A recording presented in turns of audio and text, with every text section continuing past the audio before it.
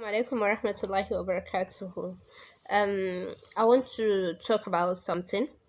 Um, some years back in my Islamia, an kawo wata yarinya, almost our age. She was 16 then.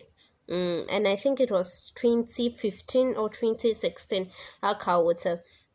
Babba ce shi, like in ka ganta ma based on body size and dress, ce ta girme mu. Yarinyar she couldn't even recite fatiha to kitab. Like imagine a 16-year-old lady cannot recite fatiha to kitab, surah to the fatiha. She could not recite.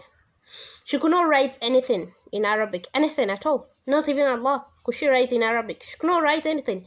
But writing can be understandable. But a person at a year of 16 cannot recite surah to fatiha. Then I think through these 3 or 4 days, I saw a pre-wedding picture that the girl is getting married. That's her aure. What I'm thinking about here is me zata karanta, me take karanta sallah. Did she continue like that? Or ta shiga da makarantar Islamiyya? Because Islamiyya was the first Islamiyya ta fara shiga in her life.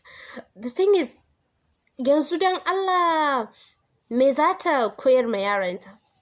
Which kind of a wife is she going to be? Which kind of a mother is she going to be? Abin yana daure min kai tun abun bai dame ni ba, har yanzu abun ya dame ni. Then ya rayuwanta kenan. Laifin waye? Iyayenta suna ina ne lokacin ba saka ta masa karantar Islamiyya ba? They didn't think it's compulsory. In ba saka ta ba, me yasa ba su koya mata ba? Not even that. Ita ma she didn't mind to continue, ko kuma did she continue? Dan Allah mu gyara, dan Allah mu gyara. Suratul Fatiha a ce baka iya ba in your life. Wassalamu alaikum warahmatullahi wabarakatuh.